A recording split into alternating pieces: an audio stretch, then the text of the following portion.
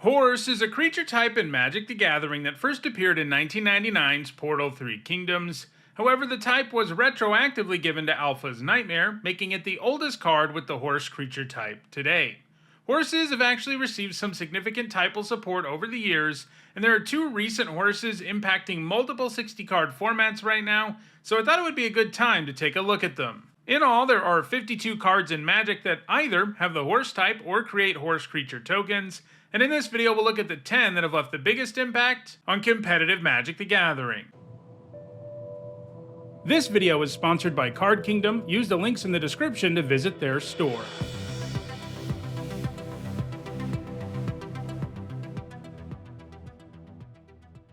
Before we get started, here's a quick reminder on how I score cards in these videos. A first tier top 8 is worth 2 points, this includes events like Pro Tours, and a second tier top 8 is worth 1 point. This includes events like regional championships.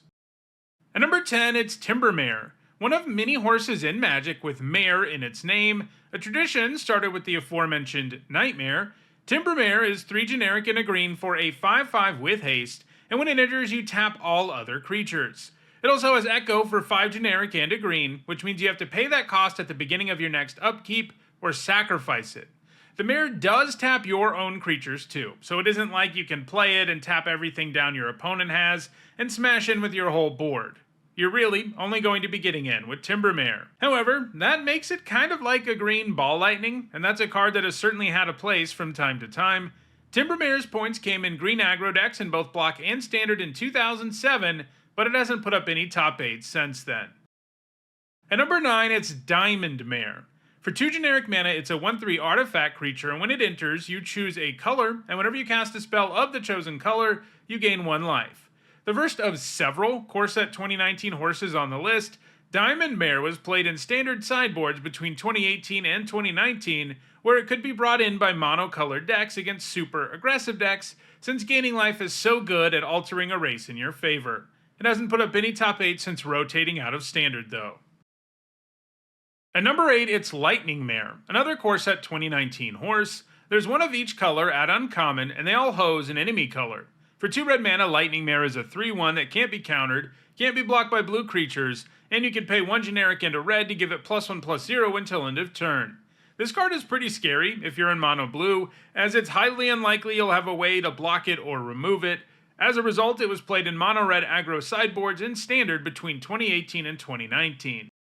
At number 7, it's Cobbled Lancer. One of only 3 horses on the list without mare in its name, the Lancer is 1 blue for a 3/3, which is an insane rate, but it takes some setup. As an additional cost, you have to exile a creature card from your graveyard. You can also pay 3 generic and a blue to exile the Lancer from your graveyard and draw a card.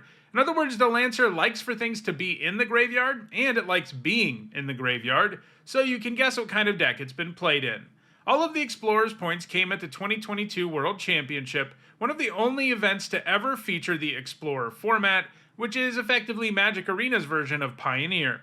There it was featured in mono blue aggro decks, but it hasn't put up a single top 8 since then.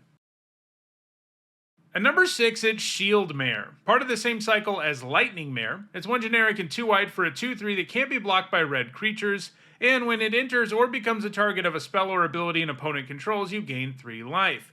A 3 mana 2/3 that gains 3 when it enters is already a card that red decks don't really want to have to deal with, so the fact that this can gain you even more life if your opponent points a burn spell at it is really great. It was featured in the sideboard of aggressive white decks while it was in standard. At number 5, it's Calamity Galloping Inferno, one of 2 horses from Thunder Junction to make the list, and one of the cards that got me curious about horses in competitive Magic. It's 4 generic and 2 red for a 4/6 with haste and saddle 1. Saddle is a perfect mechanic for horses, since they are so frequently mounts, like Calamity is. Saddle 1 means that you can tap any number of creatures with 1 or more power to saddle it. So it's sort of like crew on vehicles, except mounts are always creatures. They just get better when you saddle them. In the case of Calamity, when it attacks while saddled, you choose a non-legendary creature that saddled it this turn and create a tapped and attacking token that's a copy of it. And you sacrifice that token at the beginning of the next end step, and you repeat this process once, meaning you get 2 tokens. Because Calamity has haste and is so easy to saddle, This often means it comes down and adds a ton of damage to the board out of nowhere, in the form of at least 3 attackers, while also potentially giving you extra value from Enter the Battlefield abilities, death triggers, and the like. It's being played in standard ramp decks right now, where it can copy insane stuff like Vein Ripper or Vault Board Tyrant, both of which get completely out of control when you make 2 copies of them. Calamity often just ends up winning the game when it comes down, so it's likely to keep gaining points in standard going forward. At number 4, it's Vine Mare, part of the same cycle as Shield and Lightning Mare. For 2 generic and 2 green, it's a 5/3 with hexproof, and it can't be blocked by black creatures. The base stats certainly aren't great, but hexproof is a super big deal because it means Vine Mare is very challenging to take down outside of combat. Unlike the other 2 core set 2019 mares we've seen, Vine Mare actually saw significant main deck play in both Standard and Pioneer, most frequently in Gruul decks, where Vine Mare was one of the nastiest places to put an Embercleave. It also works nicely with Ghalta Primal Hunger, as it's a relatively cheap creature with high power, and one that is likely to survive until your next turn when you can slam Ghalta. However, Vine Mare hasn't put up any top 8 since 2019. At number 3, it's Surge Mare, yet another core set 2019 mare. For 2 blue, it's a 0/5 that can't be blocked by green creatures. Whenever it deals damage to an opponent, you can draw a card and then discard a card. You can also pay 1 generic and a blue to give the mare +2/-2 until end of turn.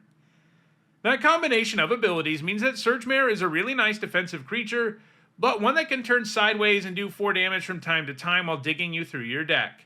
It gained all of its points in mono blue tempo decks in Standard, where it was played in the main deck about as often as it was played in the sideboard, but like the other mares, it's been quite a while since it achieved a top 8.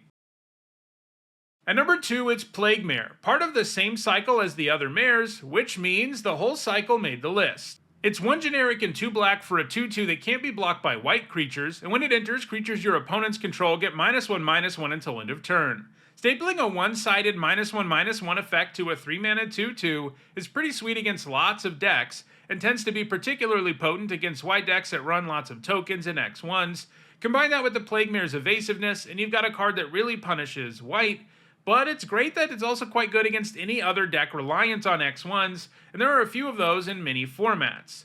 The mare saw the most play in Standard, but it's also put up top finishes in Historic and Legacy, and while it saw play longer than the other mares did, it's still been 4 years since it put up a top 8, so 20 points is probably where it ends, so it'll never catch up to the number 1 card on the list, which already has a very good claim to being the best horse ever printed, and that card is Caustic Bronco. I mentioned at the beginning that a couple of horses seeing play right now inspired me to do the list. One of those was Calamity, and the other was the Bronco, which is currently seeing play in every single format.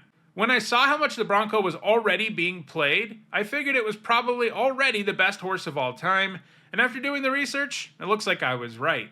For 1 generic and a black, it's a 2/2, and like Calamity, it's a mount with Saddle. In this case, it has Saddle 3, and whenever it attacks, you reveal the top card of your library and put it into your hand. You lose life equal to the card's mana value if Caustic Bronco isn't saddled, otherwise each opponent loses that much life. So yeah, even if you can't saddle it, when it attacks you get a Dark Confidant-esque trigger. That's already a pretty great card. But if you can saddle it, your opponent starts having to pay the life for you to draw, which is really silly. In Standard, it tends to see play in black aggro and mid-range decks, while in Pioneer it's played in mono-black control. In Modern and Legacy it's been played in Scam, and the Bronco is even good enough to see play in vintage control decks. These decks tend to run Dig Through Time and Treasure Cruise, as well as Brainstorm and other cards to manipulate the library. So in those decks, the Bronco is not only a nice source of card advantage, it's a potential win condition that can end the game in a hurry, especially since it can come down on turn 1 with ease in Vintage. So compared to the rest of this list, Caustic Bronco is really in its own category as a multi-format all-star that is rapidly accumulating points, especially in Standard, Pioneer, and Vintage, and it's not going to stop. It's just a great creature and the best horse ever printed. So those are Magic's best horses. If you're interested in making a Crested Sunmare or Shadowfax deck, check out the description, where you can find a direct Card Kingdom link for each card that appeared in the video. If you want to make sure you catch future videos, don't forget to subscribe, and if you want to catch up on past videos, including many more that look at the best cards with a particular creature type, you should see a playlist on your screen shortly. Thanks for watching.